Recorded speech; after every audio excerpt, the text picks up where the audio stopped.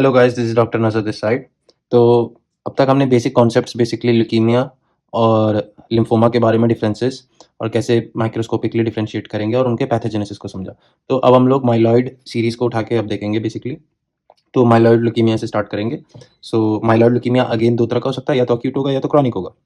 तो हम लोग पहला उठा के डिस्कस करेंगे कि chronic myeloid leukaemia. So basically chronic myeloid leukaemia is a acquired disease of haematopoietic stem cells. ठीक है, हिमेटोपोइटिक स्टेम सेल्स में कुछ म्यूटेशंस हो जाती हैं, उस वजह से आपको ये CML जैसी डिसऑर्डर आपको देखने को मिलेगी। ठीक है, बट अब बात तो ये है कि अब ल्यूकीमिया कोई भी हो, ऑल द ल्यूकीमियाज या lymphomas will have primary mutations या genetic mutations in the haematopoietic stem cell. The problem lies in the mutations present in hematopoietic stem cells.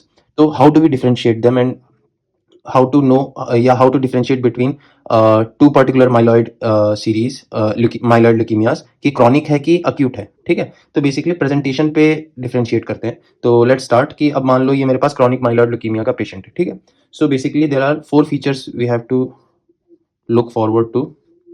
ठीक है, एक एक करके देखेंगे। तो पहला फीचर तो ये है कि हमें मालूम है कि हिपेटोपोइटिक स्टेम सेल में म्यूटेशन आ गई है। ठीक, और उसके बाद किसी एक इमेच्योर स्टेज में या फिर एक प्रिकर्सर स्टेज में सेल अरेस्ट हो जाएगा। फॉर एग्जांपल अगर माइलोब्लास्ट है तो माइलोब्लास्ट वाले फेज में अरेस्ट हो जाएगा, वो जो डिफरेंशिएशन वाला लीनिएज होता है जो हमने पैथोलॉजी में डिस्कस कर लिया था। तो बेसिकली उस वजह से क्या होगा कि एक पर्टिकुलर माइलोब्लास्ट किसी एक सीरीज का जो कि माइलॉइड है इस केस में, वो प्रोलिफरेट अपने आप करेगा, मतलब माइटोसिस के थ्रू अपनी पॉपुलेशन बढ़ाएगा, लेकिन आगे डिफरेंशिएट नहीं करेगा। सो ड्यू टू दैट एक तो हमें देखने को मिलता है ल्यूकोसाइटोसिस। ठीक है, तो ल्यूकोसाइटोसिस बेसिकली विथ ग्रैनुलोसिटिक इमेच्योरिटीज। ठीक है, एक तो ये हो गया मेन फीचर। अब हमें ये मालूम है कि WBC भी we can classify based on या तो फिर ग्रैनुलोसाइट होगा या तो फिर नॉन ग्रैनुलोसाइट होगा। ठीक है, अब ग्रैनुलोसाइट वाले में क्या होता है, हमारा एजिनोफिल, बेसोफिल, न्यूट्रोफिल होता है, और नॉन ग्रैनुलोसाइट जो सेल्स होते हैं उनमें बेसिकली हमारा लिम्फोसाइट्स होता है। तो खराबी तो यहीं पे है। तो इसके भी इमेच्योर सेल्स मिलेंगे और इसके भी इमेच्योर सेल्स मिलेंगे। ठीक है, तो बेसिकली लाइक ल्यूकोसाइटोसिस विद ग्रैनुलोसिटिक इमेच्योरिटीज। ठीक है, ड्यू टू दिस अब मेरे पास, सिंस मैंने ग्रैनुलोसिटिक इमेच्योरिटीज लिखा है, तो मेरा सेकंड जो होगा वो होगा basophilia.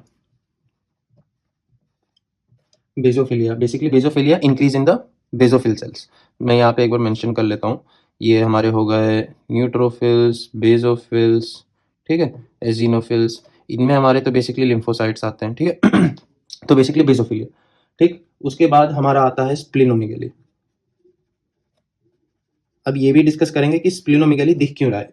Basically all the leukaemic patients या फिर लिम्फोमा अकरिंग पेशेंट्स हैं, they all have splenomegaly. The reason behind splenomegaly is कि मान लो अगर ये मान लो मेरे पास यहाँ पे मेरा स्प्लीन है, तो एक ब्लड वेसल आएगी और दूसरी ब्लड वेसल यहाँ से ब्लड ले जाएगी। ठीक है, तो क्या होता है कि सिंस ये सारे इमेच्योर सेल्स हैं तो ये साइज में बड़े होंगे। तो जब ये बड़े होंगे तो जो पल्प होता है ना स्प्लीन का, व्हाइट पल्प हो गया, रेड पल्प हो गया, तो उनमें ये ब्लड सेल्स, ये जो माइलोब्लास्ट है, ये क्या कहते हैं, फ्लो नहीं कर पाते, क्योंकि बहुत पतले पतले कैपिलरीज होती हैं, प्रेजेंट होती हैं, तो इनमें ये फंस जाती हैं और उसके बाद माइक्रोफेजेस जो स्प्लीन के होते हैं उन्हें डिस्ट्रॉय कर देती हैं। इन स्प्लीन के सेल्स में जो माइक्रोफेजेस है, काम ही उनका ये है कि ऐसे एबनॉर्मल सेल्स को खत्म कर देना सर्कुलेशन से। अब हमारे ब्लड में सिर्फ एबनॉर्मल सेल ही सर्कुलेट कर रहा है, तो सारे सेल्स बहुत हाई स्पीड से, क्या कहते हैं, हाई रेट से सेल डिस्ट्रक्शन होगा स्प्लीन में, तो स्प्लीन ओवर टाइम फंक्शन करेगा तो स्प्लीनोमेगाली देखने को मिलेगी, हाइपरट्रॉफी ऑफ स्प्लीन। ठीक है, उसके बाद फोर्थ जो इसमें पैथोलॉजिकल रीजन है, एक तो क्रोमोसोम एबनॉर्मेलिटी। तो क्रोमोसोमल एबनॉर्मेलिटी जो देखने को मिलती है वो होती है 9 ट्रांसलोकेशन 922। ठीक है, अब देखो ल्यूकोसाइटोसिस, बेसिकली तो हमें ये मालूम है कि हमारे जो TLC काउंट होता है ना, नॉर्मली अगर मैं नॉर्मल WBC की बात करूं तो बेसिकली 4000 टू 11,000 होता है, ये नॉर्मल रेंज है। लेकिन इस केस में क्या होगा ना, इतना ज़्यादा मल्टीप्लिकेशन होगा कि TLC ओवरशूट कर जाएगा, मतलब 1 लाख to 2 लाख तक भी कभी कभी जा सकता है। तो इनमें क्या होता है कि जो टोटल ल्यूकोसाइटिक काउंट होता है ना, वो ओवरशूट कर जाता है। तो 50,000 से लेके कभी कभी तो 3 लाख तक टीएलसी काउंट मिल सकता है। ठीक है, तो यही ल्यूकोसाइट जो डिस्कस यहाँ पे हुआ है वो यही रिप्रेजेंट कर रहा है कि टीएलसी काउंट इंक्रीज हो जाएगा। ठीक है, उसके बाद बेजोफिलिया। बेसिकली बेजोफिलिया क्या होता है कि जो बेजोफिलिक सेल्स होता है ना, अगर आप नॉर्मल एक स्लाइड लोगे, नॉर्मल ह्यूमन का नॉर्मल ब्लड स्लाइड बना के स्मेयर बना के देखोगे माइक्रोस्कोप पे, तो हमें क्या होता है कि नॉर्मली लेस देन 1% स्लाइड पर बेजोफिल सेल्स होने चाहिए। मान लो अगर 100 सेल स्लाइड पे दिख रही हैं, उनमें से एक सेल बेजोफिल होगा या तो एक भी नहीं होगा। ये एक नॉर्मल है स्लाइड है ब्लड की। लेकिन इस केस में क्या होगा कि प्रॉब्लम ये होगी कि मोर देन 1% बेजोफिल सेल्स मिलने लगेंगे। कि अब अगर मैंने 100 सेल्स दिख रहे हैं मेरी स्लाइड पे, तो हो सकता है 4-5 मुझे बेजोफिल सेल्स दिख जाए, या कभी कभी तो बहुत ज़्यादा होते हैं, 15, 16, 20 इस तरह से दिख जाएंगे। स्प्लीनोमेगाली का रीज़न मैंने बता दिया है कि रैपिड या over function of the spleen जो होगा, उस वजह से हाइपरट्रॉफी क्रिएट होगी स्प्लीन स्प्लीन में, और स्प्लीनोमेगाली देखने को मिलेगी। ये वाला जो पार्ट है ट्रांसलोकेशन 922, इसको हम लोग दूसरे नाम से भी जानते हैं, जिसको फिलाडेल्फिया क्रोमोसोम बोलते हैं। ठीक है, तो ये जो 4 फीचर्स मैंने बताया ना आपको सीएमएल के, ये बेसिकली हेल्प करेंगे हमें टू बी मोर स्पेसिफिक या टू अप्रोच अ सीएमएल, मतलब स्पेसिफिक क्वेश्चंस, जो भी क्वेश्चंस होंगे, या ओवरऑल भी अगर आप पेशेंट सीएमएल का देख रहे हो, तो आपके रिपोर्ट्स में ये सारी चीजें होनी चाहिए जो आपके डायग्नोसिस को सपोर्ट करेंगे। ठीक है, बिकॉज ल्यूकोसाइटोसिस आप एज सच तो सिम्टम्स को रिप्रेजेंट नहीं कर सकते क्लिनिकली, लेकिन रिपोर्ट में आप ल्यूकोसाइटोसिस टीएलसी के थ्रू देखेंगे। बेजोफिलिया भी आपको रिपोर्ट में मिलेगी, स्प्लीनोमेगाली भी we can do an ultrasound. ठीक है, स्कैन्स के थ्रू पता लगेगा। और क्रोमोसोमल एबनॉर्मलिटी अगर देखनी होगी, और क्रोमोसोमल एबनॉर्मलिटी है तो हम लोग अपना साइटोजेनेटिक्स को यूज करके ये दिखा सकते हैं कि ट्रांसलोकेशन 922 है। ठीक है, अब इन पेशेंट्स का क्या है कि जो इनकी एज होती है मोस्टली, तो it happens in old age. ठीक है, and these patients are usually above 50 years usually. जरूरी नहीं है कि 45 ईयर्स वाले इंसान को सीएमएल नहीं हो सकता, but most of the cases ये स्टडीज हैव शोन कि more than 50 years of age होगा, ओल्ड एज में होगा, तो CML is more commonly seen. ठीक है, अब पैथोजेनेटिक्स अगर पढ़ना है मुझे, तो बेसिकली अगर मैं पैथोजेनेसिस की बात करूं सीएमएल में, तो ट्रांसलोकेशन 922 बताया गया है। ठीक है, अब ये 922 का जो प्रेजेंटेशन है ट्रांसलोकेशंस का, ये इसका मतलब क्या होता है, क्योंकि हम लोग कभी कभी पढ़ते हैं 9, 8, 11 भी होता है ट्रांसलोकेशन, 8, 14 होता है। तो इन सब ट्रांसलोकेशंस का मतलब क्या होता है, इसको एक बार डिस्कस यहाँ पे कर लेते हैं। तो मान लो हमारे पास 2 क्रोमोसोम की कॉपीज है। ठीक है, तो ये मेरी ये मेरा एक क्रोमोसोम, ये मेरा दूसरा क्रोमोसोम। ठीक है, अब ये मान लो ये जो क्रोमोसोम है ये क्रोमोसोम 9 है। ठीक है, उसी तरह से मेरे पास 2 और सेट हैं क्रोमोसोम्स के। ठीक है, और ये वाले जो क्रोमोसोम्स हैं ये 22 क्रोमोसोम के सेट हैं। ठीक है, अब नॉर्मली क्या होता है कि क्रोमोसोम 9 पर, नॉर्मली क्रोमोसोम 9 पर एक जीन होता है जिसका नाम है एबीएल जीन। ठीक है, और जो क्रोमोसोम 22 होता है उस पे नॉर्मली क्या होता है, बीसीआर जीन होता है। ठीक है, ये एक नॉर्मल फिजियोलॉजिकल जेनेटिक लोकेशन है इनका, कि क्रोमोसोम 9 पे एबीएल जीन है, क्रोमोसोम 22 बीसीआर जीन। ठीक, अब क्या होता है कि यहां से मान लो ये मेरा क्रोमोसोम 22 से मैंने, मेरे यहाँ पे ये जेनेटिक कॉपीज हैं, एलील्स कह लो, कि दो, एक जीन के 2 एलील होते हैं ना, और यहाँ 9 पर ये मेरा एबीएल जीन है। ठीक है,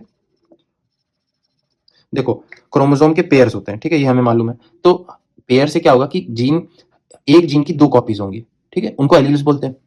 तो अब मान लो यहाँ पे ये मैंने जेनेटिक रिप्रेजेंटेशन दिखाई है, तो मान लो ये मेरा एबीएल है और ये मेरा बीसीआर है। ठीक है, तो क्या होता है कि ट्रांसलोकेशन हो जाती है। अब ये ट्रांसलोकेशन कैसे होती है ये समझना जरूरी है, कि मेरा ये वाला मान लो अगर एबीएल जीन उठ के यहाँ आ जाए। ठीक है, मान लो ये मेरा जो एबीएल है ये उठ के बीसीआर के पास आ जाए, तो जो मेरा फाइनल प्रोडक्ट होगा ना, वो इस तरह से आपको देखने को मिलेगा कि यहाँ पे तो ये मेरा एबीएल जीन आ गया कूद के, और ये यहाँ पे बीसीआर जीन लगा हुआ है। तो ध्यान से देखोगे तो एबीएल और बीसीआर जीन जो हैं फ्यूज हो गए। तो इनको एक और नाम से बोला जाता है ABL BCR फ्यूजन जीन या फ्यूजन प्रोटीन। लेकिन प्रॉब्लम ये, अब देखो, अब पैथोलॉजी तो इस ट्रांसलोकेशन की वजह से क्रिएट हो गई, लेकिन अगर ये पूछो कि कौन सा क्रोमोसोम पे ये पूरी कहानी अब स्टार्ट होगी, तो ये क्रोमोसोम 22 पे है। ठीक है, तो बेसिकली जो अल्टीमेटली फ्यूजन जीन बना या फ्यूजन प्रोटीन बन रहा है वो हमारा क्रोमोसोम 22 से आ रहा है। ठीक है, इस ABL BCR gene fusion gene की वजह से क्या होगा कि जो हमारा टायरोसिन काइनेज होगा। टायरोसिन काइनेज एक एंजाइम है और एंजाइम बनते हैं प्रोटीन से। प्रोटीन बनता है ट्रांसलेशन के थ्रू, आरएनए का ट्रांसलेशन होता है तो प्रोटीन बनता है। आरएनए बनता है हमारा ट्रांसक्रिप्शन से, और ट्रांसक्रिप्शन हमारा होता है जेनेटिक कोड का। तो इसी जीन का जब ट्रांसक्रिप्शन होगा, ट्रांसलेशन होगा, तो एक तरह का टायरोसिन काइनेज बनेगा। ठीक है, अब देखो बेसिकली क्या है कि BCR जीन का फंक्शन क्या होता है कि BCR जीन का फंक्शन होता है, मैं यही लिख देता हूँ। ये नॉर्मली BCR जीन जो होता है ना, ये टायरोसिन काइनेज बनाता है। ठीक है, ये gene BCR gene is responsible for the production of tyrosine kinase. लेकिन एक बार ABL आ जाता है ना, तो इस BCR जीन को ये ओवर एक्टिवेट कर देता है। तो इस वजह से जो टायरोसिन काइनेज बनता है, ये एबनॉर्मल टायरोसिन काइनेज बनने लगता है। ठीक है, मतलब ओवर फंक्शनिंग टायरोसिन काइनेज बनता है। तो जब ये एबनॉर्मल टायरोसिन काइनेज एक्टिविटी या फिर excessive increased tyrosine kinase activity होगा, तो इससे क्या होगा कि मान लो यहाँ पे मैं लिख देता हूँ एक्टिविटी इंक्रीज हो गई टायरोसिन काइनेज की। ठीक है, तो इससे क्या होगा कि जो सिग्नल ट्रांसडक्शन होगा ना, ये एबनॉर्मल सिग्नल ट्रांसडक्शन क्रिएट करेगा। ठीक, अब इस एबनॉर्मल सिग्नल ट्रांसडक्शन की वजह से क्या होगा कि अनकंट्रोल्ड माइटोसिस स्टार्ट हो जाएगा। Uncontrolled mitosis even without growth factors. कोई भी सेल को प्रोलिफरेट करने के लिए या डिफरेंशिएट करने के लिए या माइटोसिस करने के लिए या अपनी पॉपुलेशन को मेंटेन करने के लिए ग्रोथ फैक्टर्स की जरूरत होती है, जो कि फिजियोलॉजिकल एक प्रोग्राम है। ठीक है, ग्रोथ फैक्टर्स होते हैं, ग्रोथ फैक्टर रिसेप्टर्स होते हैं, सिग्नल ट्रांसड्यूसिंग फैक्टर्स होते हैं। ठीक है, न्यूक्लियर इंड्यूसिंग फैक्टर्स होते हैं। तो इन सबके थ्रू सेल आगे माइटोटिकली डिवाइड करता है। यहाँ पे दिक्कत यही होगी कि tyrosine kinase abnormally over active होने लगा, और जो सिग्नल ट्रांसडक्शन वाला पाथवे था उसको भी ओवर एक्टिव कर दिया। तो इस वजह से माइटोसिस की एक्टिविटी बढ़ गई, और यही तो सारा गेम था। CML हो, कोई भी ल्यूकीमिया हो, ठीक है, तो बेसिकली माइलोब्लास्ट का है प्रोलिफरेशन। अब माइलोब्लास्ट का किसी एक स्टेज में अरेस्ट होकर प्रोलिफरेट करना, मतलब उसी पॉपुलेशन को बहुत तेजी से बढ़ाना, अनकंट्रोल्ड माइटोसिस कराना, तो यही तो पैथोलॉजी इसके पीछे छिपी है। तो यहाँ पे जो खेल हो रहा है, तो कौन से दो क्रोमोसोम पेरेंट क्रोमोसोम्स इन्वॉल्व है, क्रोमोसोम 9 और 22, इसका रिप्रेजेंटेशन इस तरह से किया जाता है, T फॉर ट्रांसलोकेशन 9, 22। इस क्रोमोसोम, इसी ट्रांसलोकेशन का नाम क्या है, फिलाडेल्फिया क्रोमोसोम भी कहा जाता है इनको। ठीक, तो इससे ये हुआ कि ये जो 922 है या फिर ABL BCR जीन फ्यूजन, यही दोनों क्या है, हॉलमार्क है, हॉलमार्क फॉर CML। ठीक है, तो अब हमने पैथोजेनेसिस देख लिया क्रॉनिक माइलॉइड ल्यूकीमिया का। तो अब हम थोड़ा सा बेसिकली क्राइटेरियाज और फेजेस देख लेते हैं कि क्रॉनिक माइलॉइड ल्यूकीमिया जो प्रोग्रेशन होता है डिजीज का, उसमें वो अलग अलग फेजेस होते हैं। तो उन फेजेस को हम एक बार देख लेते हैं। तो बेसिकली क्राइटेरिया जो होता है वो आपका माइलोब्लास्ट के परसेंटेज पे होता है।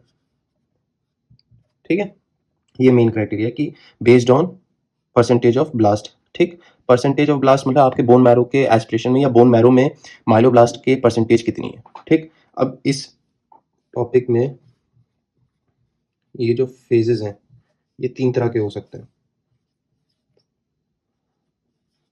ठीक, तो पहला बेसिकली होता है क्रॉनिक फेज। ठीक, दूसरा होता है एक्सेलरेटेड फेज, और तीसरा बेसिकली ब्लास्ट क्राइसिस कह लो या फिर ब्लास्ट फेज। ठीक, तो ये 3 फेजेस होते हैं हमारे CML में। तो ये फेजेस भी हमें हेल्प करते हैं डायग्नोस बनाने के लिए। आपको अगर कोई भी क्राइटेरिया का फीचर आपको मिल रहा है, तो इससे ये होगा कि हम CML की डायग्नोसिस की तरफ जा रहे हैं। तो अगर मैं क्रॉनिक फेज की बात करूं, तो इसमें 2 चीज़ें होती हैं, 2 क्राइटेरियाज होते हैं। दैट इज, अगर साइटोजेनेटिक्स करने के बाद आपको ट्रांसलोकेशन 922 या फिर क्रोमोसोम फिलाडेल्फिया मिल रहा है, जिसको हमने देखा था BCR ABL फ्यूजन जीन के नाम से। ठीक, अगर इसके ट्रांसक्रिप्ट्स मिल रहे हैं, ट्रांसक्रिप्ट्स, ठीक है, या इनकी कॉपीज मिल रही है। सेकेंड क्राइटेरिया क्रॉनिक फेज को डायग्नोस करने के लिए यह है कि अगर लेस देन 10% आ रहा है। ठीक है, less than 10% blast in blood या फिर बोन मैरो। ठीक है, इनमें से अगर अब हॉलमार्क तो हमने पढ़ लिया है कि ट्रांसलोकेशन 922 है अगर, तो डायग्नोसिस CML बनेगा, ये तो अंडरस्टूड है। लेकिन अगर मान लो less than 10% blast in blood cell आ रहा है, ठीक है, तो इसका ये मतलब तो है नहीं कि मैं डायग्नोसिस CML का बनाऊंगा नहीं। ठीक, बेसिकली एक कंफर्म डायग्नोसिस के लिए हमें नंबर ऑफ ब्लास्ट सेल्स देखने हैं, ठीक है, परसेंटेज देखनी है। तो बेसिकली अगर मोर देन 20% आ रहा है, ठीक, ये एक फिगर है कि मोर देन 20% है, तो फिर तो कंफर्म है कि ल्यूकीमिया है। ठीक, अगर हॉल मार्क प्रेजेंट है तो डायग्नोसिस CML बन जाएगा। लेकिन अगर लेस देन 10% है तो मैं क्या कंफर्म करके ये नहीं बता सकता कि CML है कि नहीं। तो इसलिए मुझे और भी डायग्नोस्टिक चीजें देखनी पड़ेंगी। जैसे मान लो अगर ब्लास्ट सेल्स का एस्पिरेशन किया और मुझे परसेंटेज मिली लेस देन 20%, मान लो लेस देन 10% मिली, 7% आ रहा है रिपोर्ट में, लेकिन साइटोजेनेटिक्स कराने के बाद मुझे ये पता लगा कि BCR ABL fusion gene positive है या फिर ट्रांसलोकेशन 922 प्रेजेंट है, तो मेरा तुरंत टेक अवे होम मैसेज ये होगा कि CML डायग्नोसिस बन जाएगा। आई विल नॉट वेट कि जब तक मेरा ये फिगर इसको अप्रोच करे या इसको क्रॉस करे। ठीक है, और एक्सेलरेटेड फेज के लिए अलग अलग क्राइटेरियाज हैं, उनको भी देख लेते हैं। एक्सेलरेटेड फेज के लिए बेसिकली ये है कि अगर ब्लास्ट का नंबर 10 से 19% तक चला जाता है, चाहे वो ब्लड में हो या फिर बोन मैरो में हो। ठीक, उसी तरह से बेजोफिल्स का इंपॉर्टेंट रोल है कि अगर मोर देन या इक्वल टू 20% बेजोफिल्स आ रहे हैं। ठीक, लेकिन इसकी कंडीशन है ये ब्लड में होना चाहिए। ब्लड स्मेयर में अगर आपके मोर देन 20% बेजोफिल्स हैं तो फिर मैं ये एक्सेलरेटेड फेज बोलूंगा कि ये क्रॉनिक माइलॉइड ल्यूकीमिया का एक्सेलरेटेड फेज है। ठीक है, अब मान लो एक पेशेंट है, मैंने ब्लड स्मेयर बनाया, उसमें मुझे 100 सेल्स में से मुझे 30 सेल्स तो बेजोफिल्स ही भरे हुए दिख रहे हैं, तो मेरा शक तो जाएगा कि CML है अगर अनडायग्नोस्ड पेशेंट है। और फिर मैं अगर साइटोजेनेटिक्स करा के देखूंगा कि हाँ, साइटोजेनेटिक्स बनाने के बाद मैंने देखा ट्रांसलोकेशन 922 पॉजिटिव है और मुझे सपोर्टेड एविडेंस मिल रहा है कि more then 20% basophil blood smear में आ रहा है, तो स्ट्रेट अवे एक्सेलरेटेड फेज बताऊंगा, क्योंकि फेज इंपॉर्टेंट है दिखाने के लिए CML, क्योंकि क्रॉनिक माइलॉइड ल्यूकीमिया एक स्लो प्रोग्रेशन डिजीज है as compare to acute myeloid leukaemia. अब यही तो डिफरेंस है कि ऑनसेट में फर्क है, क्रॉनिक वर्ड ही का मतलब हुआ ग्रेजुअल ऑनसेट। तो इस डिजीज को पकड़ना मुश्किल है जब तक एक आप इन्वेस्टिगेशन ऑफ चॉइस कंफर्म करने के लिए आप करोगे नहीं। ठीक है, इसके बाद ये जो फेजेस हैं, इससे ये होता है कि क्रॉनिक माइलॉइड ल्यूकीमिया आपका क्राइसिस की तरफ भी जा सकता है, इसलिए हमें फेजेस पढ़ना जरूरी है। ब्लास्टिक क्राइसिस एक इमरजेंसी सिचुएशन हो जाएगी क्योंकि बहुत सारा सेल्स एकदम अचानक से प्रोडक्शन करेगा, एक एबनॉर्मल सेल्स माइलोब्लास्ट जिनको कह रहे हैं हम लोग, एक स्पीड से प्रोडक्शन हो जाएगी इनकी, तो पेशेंट डिटेरियोरेट कर सकता है, जो सिम्टम्स होंगे उसके डिटेरियोरेशन में जा सकता है पेशेंट। इस वजह से हमें फेज को डायग्नोज करना भी जरूरी है। ठीक है, और जितने भी ये सारे पॉइंट्स मैं यहाँ डिस्कस कर रहा हूँ फेजेस के अंडर, ये हमें हेल्प करेंगे क्वेश्चन को डायग्नोज करने के लिए, कि अगर question is talking about basophils with in the question, अगर आपको बेजोफिल परसेंटेज बता रहा है तो इसका ये मतलब हुआ कि he is pointing towards chronic myeloid leukaemia. Third criteria accelerated का क्या है कि पेशेंट को थ्रोम्बोसाइटोपिनिया, इसका भी रैशनल हमने इनके रैशनल्स देखे थे।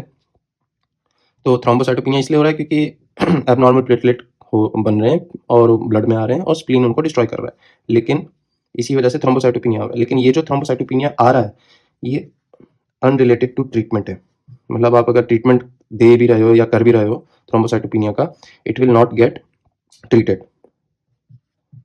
तो ये एक हिंट हो सकता है थ्रोम्बोसाइटोपिनिया को के थ्रू पकड़ने का इस क्वेश्चन को। ल्यूकोसाइटोसिस अगर हो रहा है पेशेंट को, ल्यूकोसाइटोसिस और स्प्लीनोमेगाली, ठीक है, despite treatment, this is also unrelated to treatment. अब एक्सेलरेशन का फेज को डायग्नोस करने के लिए मोर देन 1 या इक्वल टू 1 एक क्राइटेरिया इसमें से होना चाहिए। उसी तरह से ब्लास्टिक क्राइसिस या ब्लास्ट फेज का भी मोर देन 1 क्राइटेरिया होना चाहिए। अब इसके ब्लास्टिक क्राइसिस को देख लेते हैं कि अगर मोर देन 20% ब्लास्ट चला गया, ठीक, percentage, and that too blood हो चाहे या बोन मैरो, तो ब्लास्टिक क्राइसिस हो जाएगा। एक्स्ट्रा मेडुलरी, ये इंपॉर्टेंट पॉइंट है, एक्स्ट्रा मेडुलरी ब्लास्ट प्रोलिफरेशन, मतलब बोन मैरो के बाहर अगर आपके ब्लास्ट सेल्स प्रोलिफरेट कर रहे हैं, जैसे हमने पढ़ा था कि क्रॉनिक माइलॉइड ल्यूकीमिया तो है तो ब्लड में प्रॉब्लम दिख रही है, लेकिन ये जाके सॉलिड ऑर्गन्स में भी डिपॉजिट हो सकते हैं और लिम्फोमास बना सकते हैं। तो अगर ब्लास्ट सेल्स बहुत ज़्यादा ब्लड में हैं आपके, स्विम कर रहे हैं, तो सॉलिड ऑर्गन्स में जाके डिपॉजिट भी हो सकते हैं और जब डिपॉजिट होंगे तो वहाँ भी प्रोलिफरेशन स्टार्ट करेंगे। तो ऐसे में बोन के बाहर जो मेडुल, ये अगर मेरा बोन है, ठीक है, तो जो बोन होता है, बोन के बाहर वाले को कॉर्टेक्स बोलेंगे, अंदर वाले को मेडुला बोलेंगे। Bone marrow basically medullary part है, ठीक। वो यही कह रहा है, यही बताने की कोशिश कर रहा है कि यही बोन मैरो के बाहर अगर ब्लास्ट सेल प्रोलिफरेट कर रहा है, कायदे से ब्लास्ट सेल कहाँ होना चाहिए? मेडुला में, बोन के, जहाँ पे बोन मैरो प्रेजेंट है। इसके बाहर होगा तो एक्स्ट्रा मेडुलरी ब्लास्ट प्रोलिफरेशन बोलेंगे। इसी तरह से अगर मैं तीसरा क्राइटेरिया लिखूँ यहाँ पे, तो तीसरा क्राइटेरिया ये बताता है कि जो क्लस्टर्स है ना ब्लास्ट सेल्स के,